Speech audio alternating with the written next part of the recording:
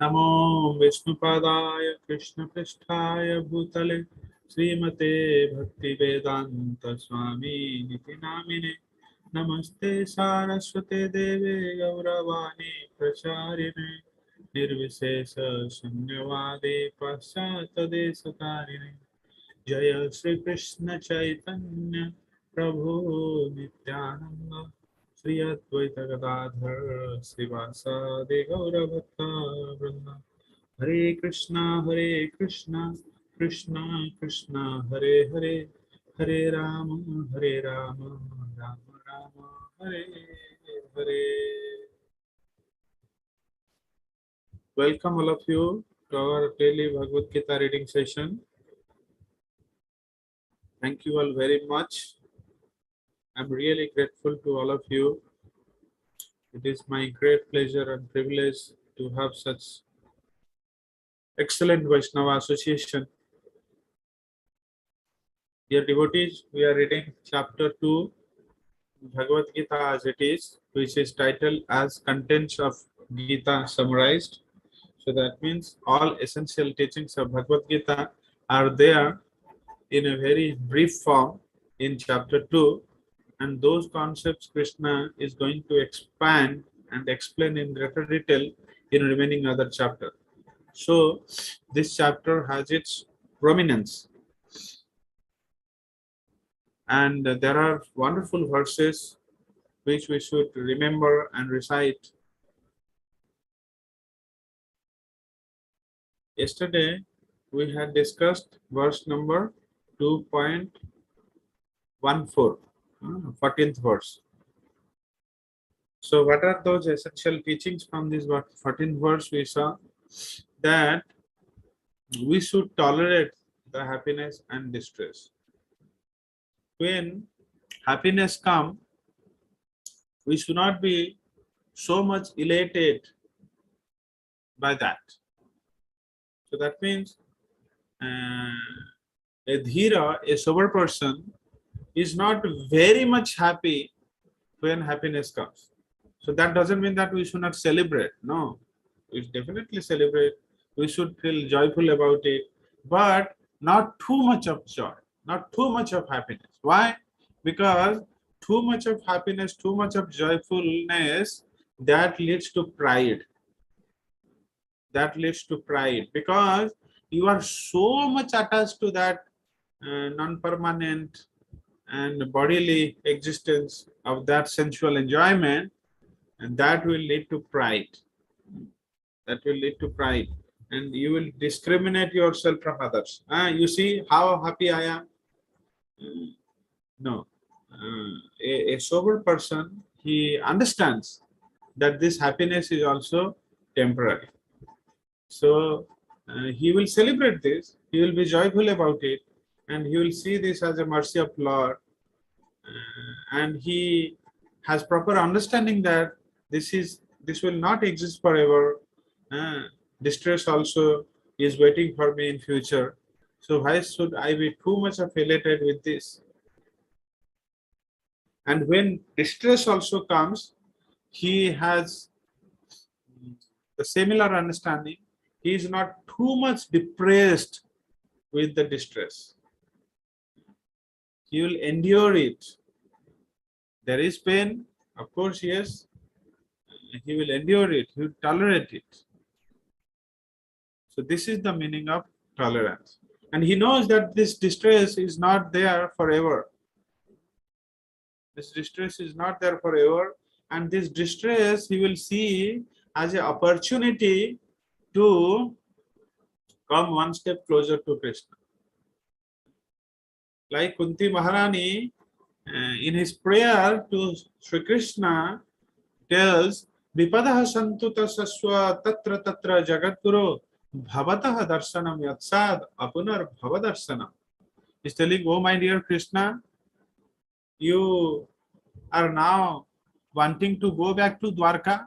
So this is an incident when Mahabharata war has just finished and Krishna is preparing to return to Dwarka after finishing all his Kurukshetra Leela.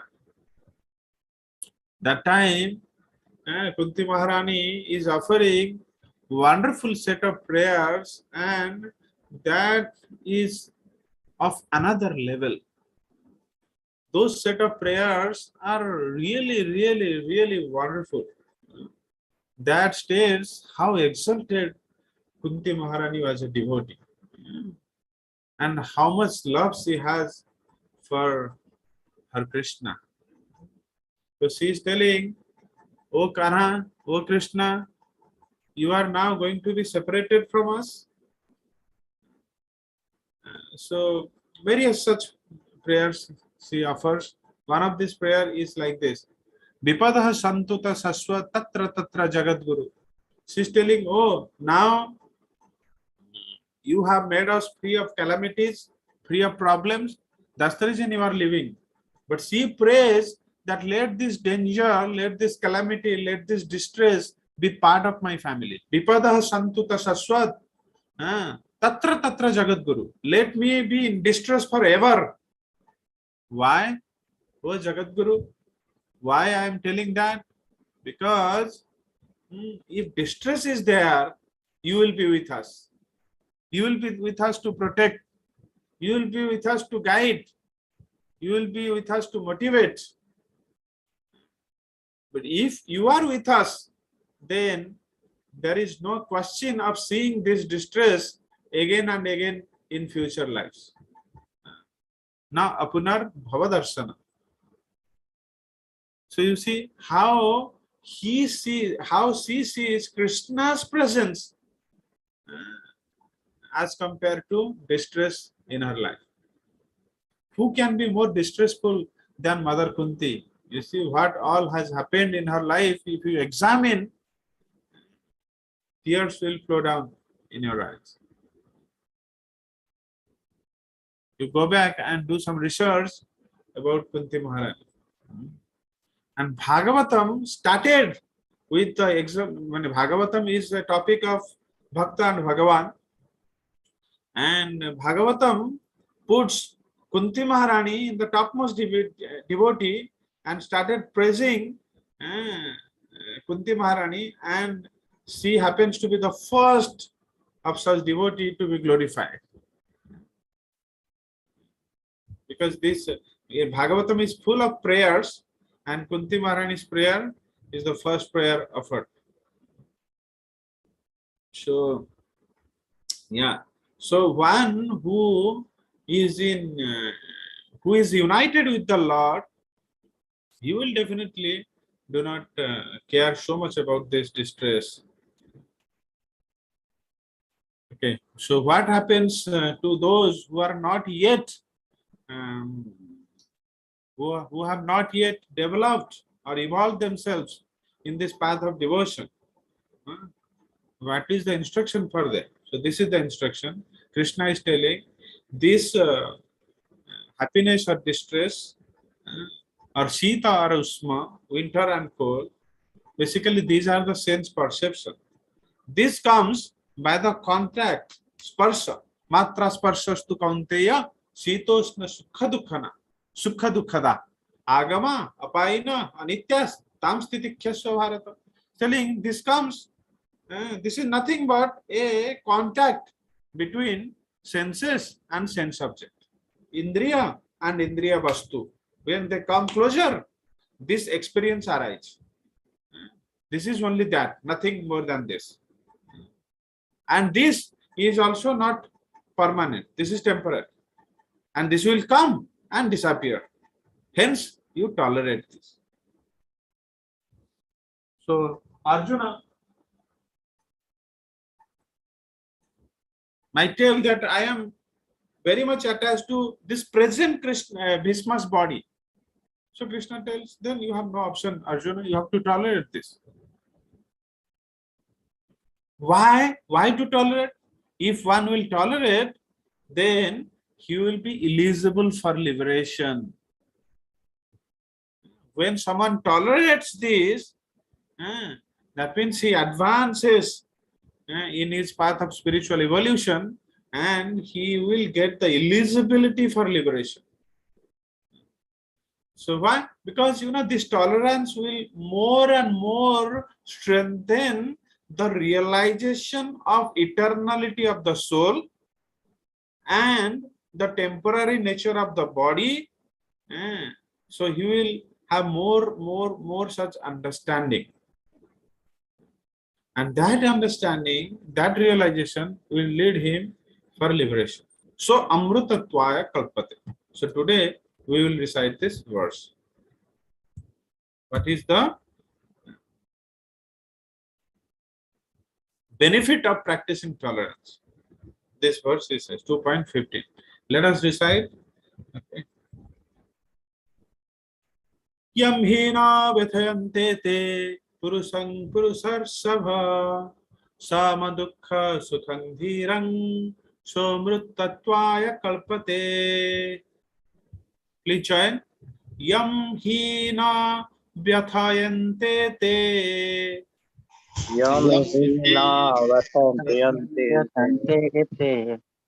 purusam purusarsabha Purusam Purusarsabha Shama dukkha sukham dhiram Samadukha Sukham Dhiram somruttatvaya kalpate.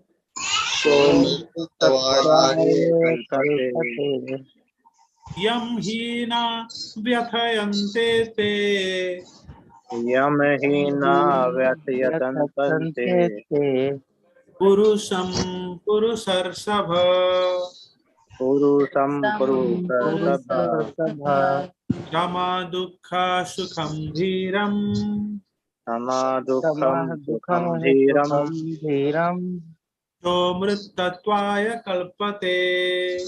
Somruttatvaya Kalpate Yam hina vyathayante te Yam hina Vathayante yete purusam purusarsabha Purusam Purusarsabha Shama dukkha sukham dhiram Samadukham Sukham Dhiram somruttatvaya kalpate.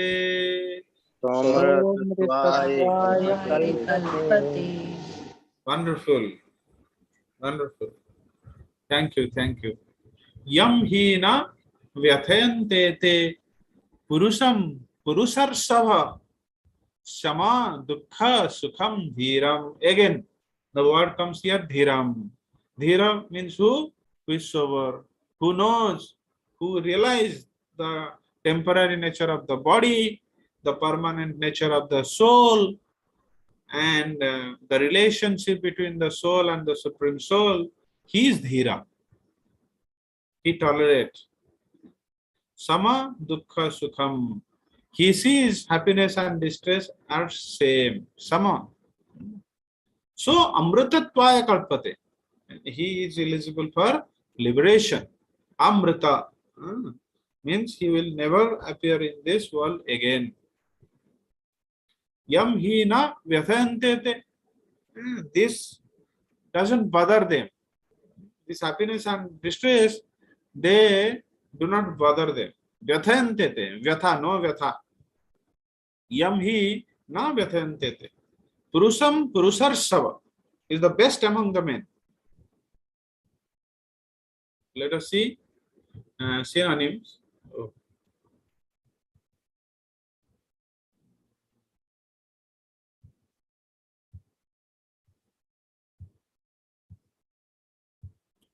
Okay. Synonyms. Yam, one to whom. He, certainly. Na, never. Vyathanti, are distressing. Ete, all this. Purusam, to a person. Purusar Sabha, O best among men. Sama, unaltered. Dukkha, in distress. Sukham, and happiness. Dhiram, patient. Sha, he. Amritatvaya, for liberation. Kalpate, is considered eligible. Translation. O best among men, Arjuna, the person who is not disturbed by happiness and distress and is steady in both is certainly eligible for liberation. O best among men, Arjuna, the person who is not disturbed by happiness and distress and is steady in both is certainly eligible for liberation. He is not disturbed by happiness and distress. When happiness comes, he is not too much elated by it. When distress comes, he is not also too much depressed by it. He is steady, dhira. He is steady in both the conditions, both the situations. That person is certainly eligible for liberation.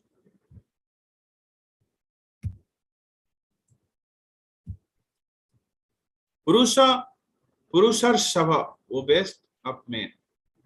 Dhiram Purusham, the person who applies this intelligence to dharma.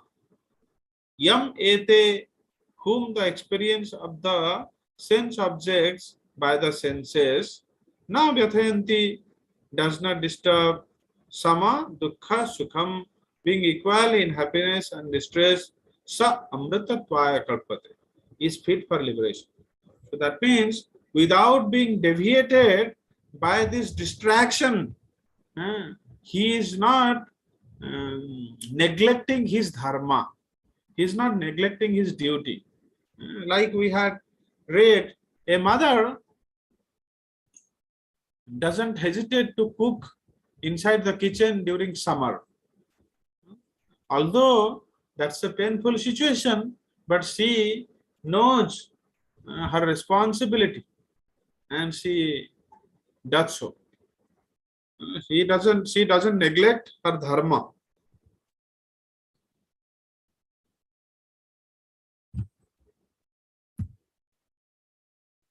Purport.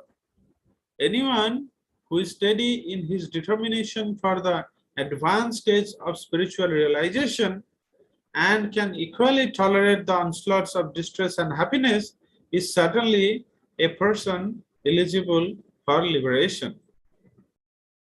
In the Varnashrama institution, the fourth stage of life, namely the renounced order sannyasa, is a painstaking situation. But one who is serious about making his life perfect surely adopts the sannyasa order of life in spite of all difficulties. The difficulties usually arise from having to severe family relations. The difficulties usually arise from having to sever family relationships to give up the connection of wife and children. You see, in the Varnashrama institution, there are four orders of life: Brahmacharya, Grahastha, Vanaprastha, Sannyasa. All are directed to make spiritual advancement in respective order. The sannyasa order is painstaking. It's difficult because one has to give up his wife and children and cut all his relationship with the family members and take sannyasa order. But he doesn't hesitate to do so because he is very serious to make progress in his spiritual journey.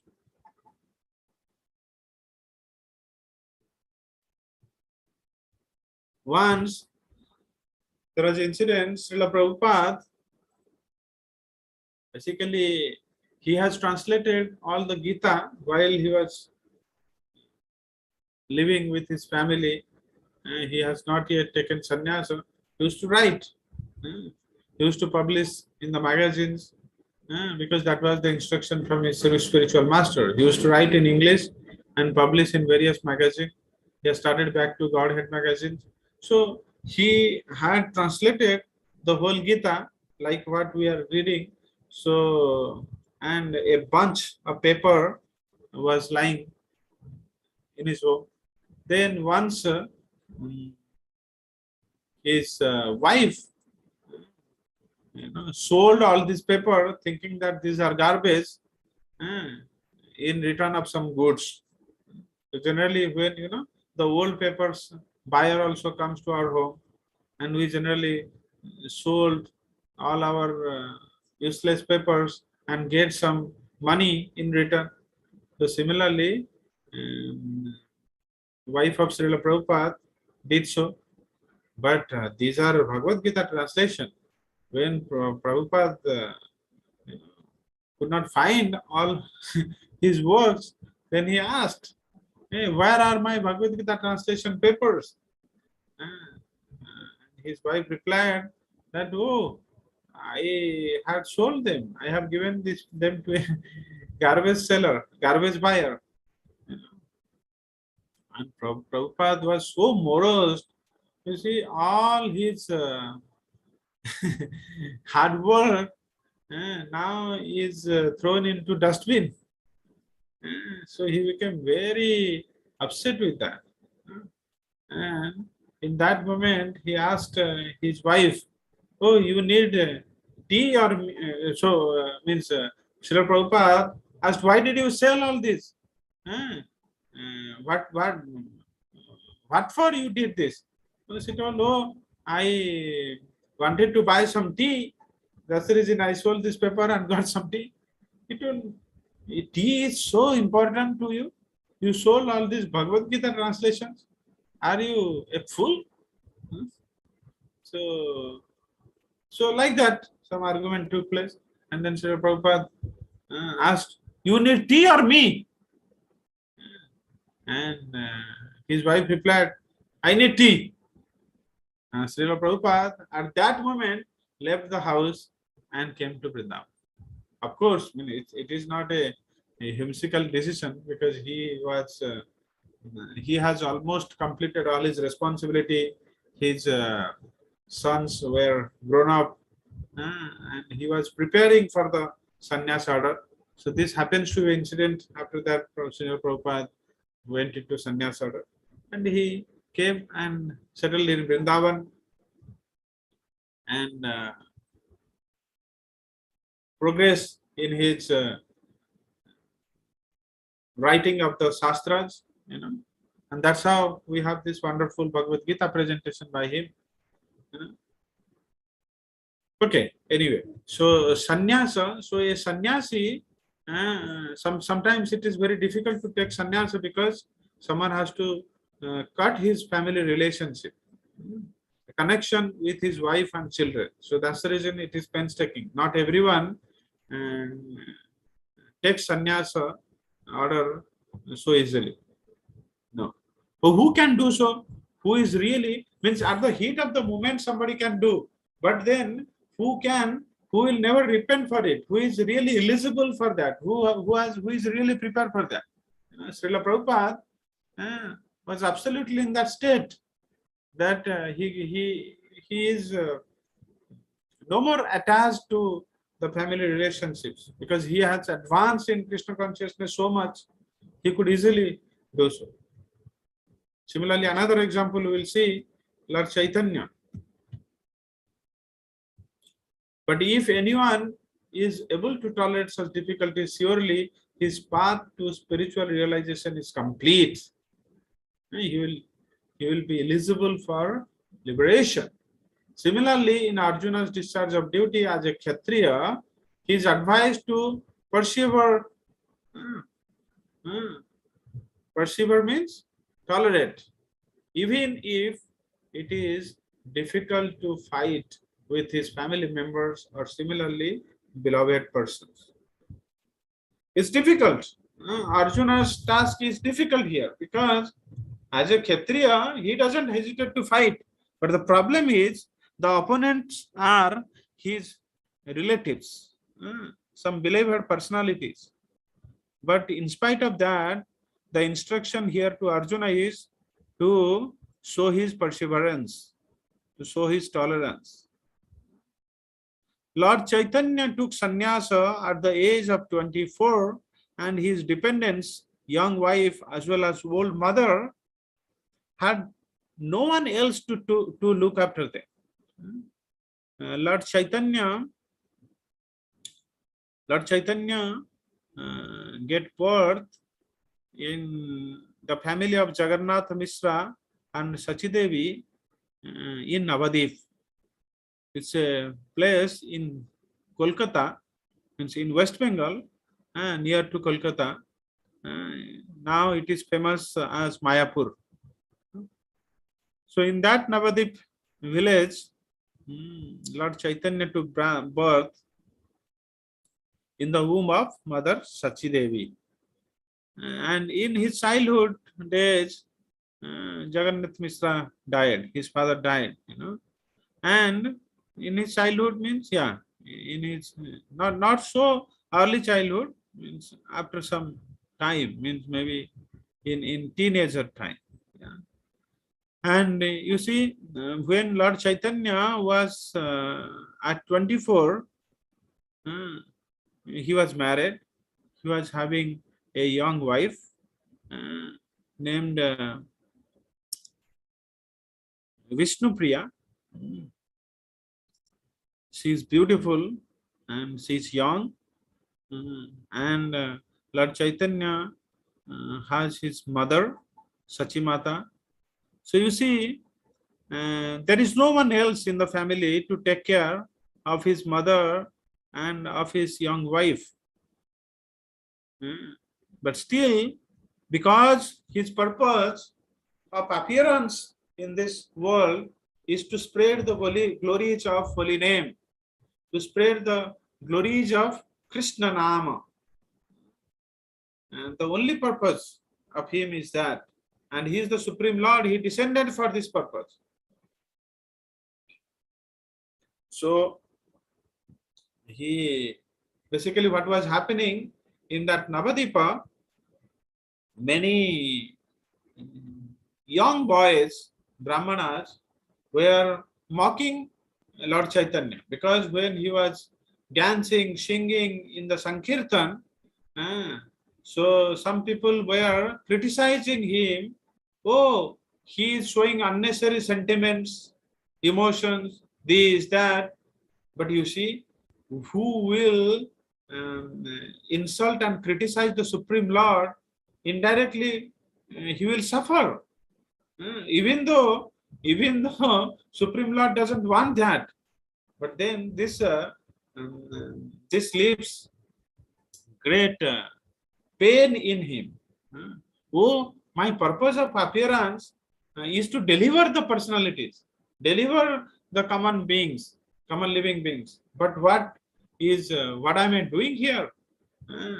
Because people are not taking me seriously, they are criticizing me, they are insulting me. So ultimately, nothing good is happening to them. And so Lord Chaitanya decided to take sannyasa because a sannyasa at that time, a sannyasi at that time is very much respected. Nobody will criticize or insult a sannyasi because, who is really serious in spiritual progress, he will take into this renounce order. A sannyasi, a strict sannyasi, it's not a very easy thing. He has to sever all his relationship with the family. He will his life is no more comfortable like the other ordinary person. He takes lot of difficulties in his life. So then, just for his compassion towards the living entities, he took so much of pain, even at the cost of leaving his mother and his young wife alone. Why? Just to deliver the common man. Just to deliver the common man. And he empowered her mother. Her mother will never feel separation from him. He always stays in the heart of his mother and his young wife because he is the Supreme Lord. And he decided to proceed towards Vrindavan after his sannyasa order. But his mother denied so. Oh, Nimai, I am a old lady. Can you imagine what is happening to the heart of a mother whose young son, leaving his young wife, is taking the sannyasa order? and leaving his mother alone. What is going through my heart, you cannot imagine, Nimai. Please don't be so cruel. Please don't go so far from me. Okay, I approve your decision, but please stay near to me. Please stay in Jagannath Puri. From Jagannath Puri to Navadip, in every week, devotees used to travel back and forth so that I can get some message about you, how my Nimai is doing, how are you? At this old age, what else I need? So Nimai, please stay at Jagannath Puri. Although Lord's plan was different to stay in Vrindavan, you see, Lord had changed his plan because of his love towards devotee. Lord is not so stubborn. Lord told, oh my mother, yes, that is going to happen. I will not be going to Vrindavan. I will be settled in Jagannath Puri. I will not be settled at Vrindavan. So Lord Chaitanya spent 32 years of his sannyasa life at Jagannath Puri. And while staying in Jagannath Puri, he moved all over the India. He went for South India Yatra. There he enlightened many personalities and spread the glories of holy name of Krishna. And he also traveled to Vrindavan, Kasi, many such holy places. And all over India, he spread the glory of Sankirtan Yajna. Hari Bol. Are you hearing? Hari Bol. Hari Bol. Hari Bol. Shri Shri Gaura Hari Gauranga Mahaprabhu ki Jai. Jai. Shrimad Bhagavad Gita की जय, Jai. Srila Prabhupada की जय। Jai.